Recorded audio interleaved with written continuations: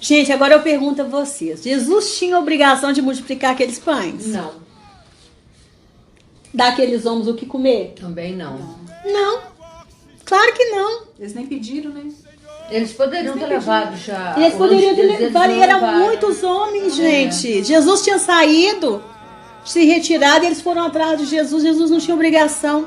Mas o texto fala que desde a hora que Jesus bateu o olho neles, naquele povo ali andando atrás dele, querendo a palavra, porque eles queriam a palavra, né?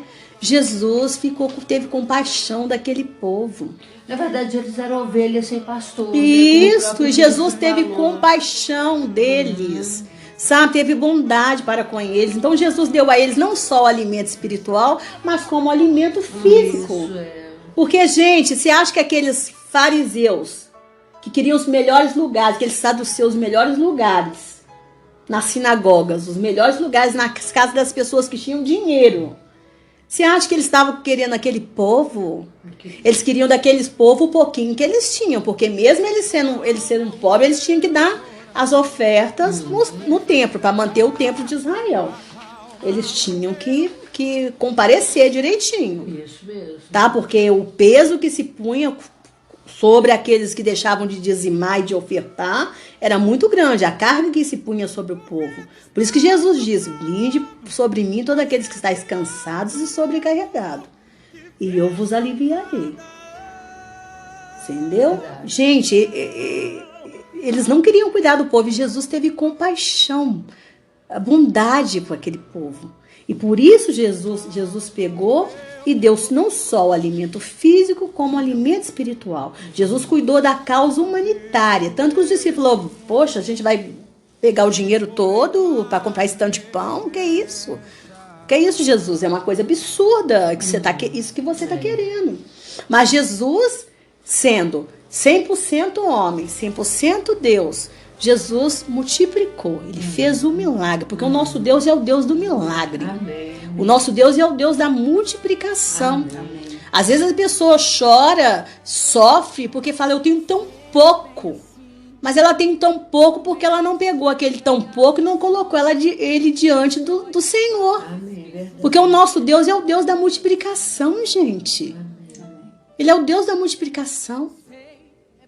Ele é o Deus da multiplicação. E às vezes você tem que saber entender a matemática de Deus, porque às vezes a multiplicação que a gente às vezes vê, às vezes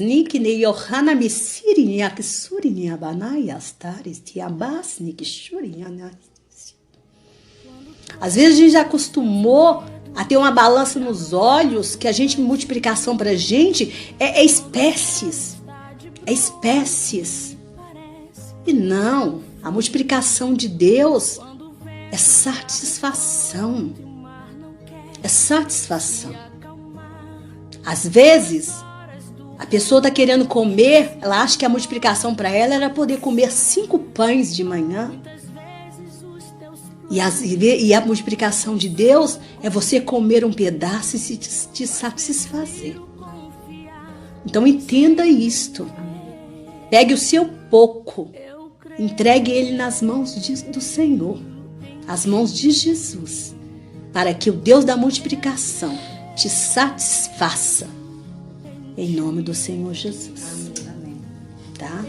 E o exemplo de Jesus, gente, exercendo a benignidade, nós temos, tá? E tá lá em Lucas 7, do 11 ao 17. Lê pra gente, Simone, rapidinho, fazendo um favor. E aconteceu que a Judéia e por toda a terra circunvizinha. Lucas 7, 11 a 17. Entenda, gente, que a benignidade de Deus, ela é muito mais fácil de ser vista quando estamos diante de pessoas que não são do nosso convívio. Já falamos aqui.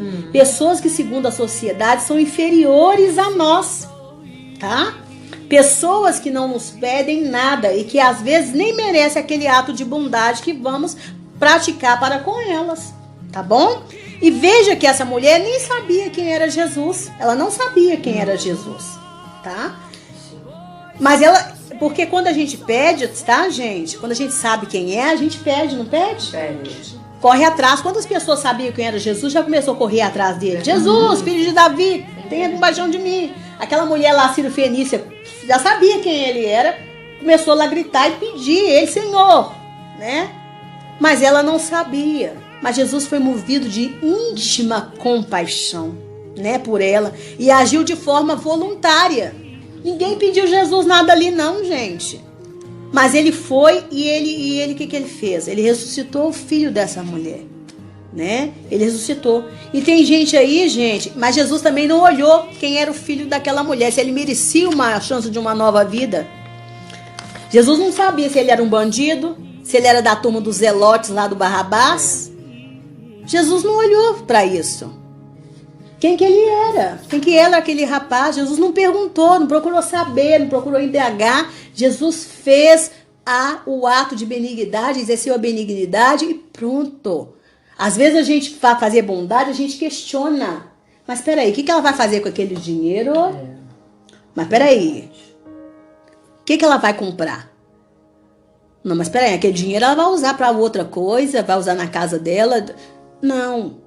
Mas Jesus não, Jesus não quis saber quem era o filho daquela mulher, né? E tem gente aí que fica se alegrando até com morte sabe? Com morte de bandido, se esquecendo que ele tem uma família, que ele tem uma mãe que sofre por ele, né? Que sofre por ele, que está padecendo por ele. Sabia que gente, eu detesto esses programas sensacionalistas, sabe?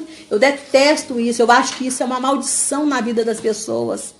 Porque a pessoa fica ali glorificando com morte dos outros. Você não pode fazer isso. Isso traz uma maldição sobre a sua vida, sobre a sua casa.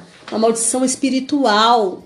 Porque quando você está alegrando aquilo ali, Deus está chorando por aquela pessoa. É uma pessoa... Sabe quem se alegrou com a morte daquela pessoa, daquele ímpio que morreu? Satanás. Ele se alegrou porque foi mais um companheiro com ele para o inferno. Né? Se aquela pessoa naquela hora ali, naquele momento não se arrependeu dos pecados dela, a gente sabe para onde que a pessoa foi. Porque a gente conhece a palavra e Deus não se alegra, porque Deus não quer que ninguém pereça. Porque se ele quisesse que a humanidade perecesse, ele não precisava ter enviado Jesus, gente. Agora eu conhecendo a palavra, conhecendo Jesus, eu posso ficar feliz com a morte de um bandido? Eu posso ficar feliz? Você pode ficar, Simone? Você pode ficar, Maristela? Pelo menos coitado. Não pode, gente. Crente não pode ter esse tipo de comportamento. Não pode. A gente tem que lamentar e falar, oh meu Deus, eu espero que pelo menos no último suspiro, ele tenha se arrependido. Porque o cérebro é o último que morre. É a última coisa que morre na pessoa é o cérebro. De repente, naquele último ali instante, a pessoa se arrependeu e falou, meu Deus, me perdoa. E Deus se arrependeu e a pessoa tenha ido para a glória. Essa é a esperança que fica no meu coração. Esse é o desejo que fica no meu coração. Porque a gente tem que ter essa benignidade que é a do Senhor Jesus, né? Essa benignidade.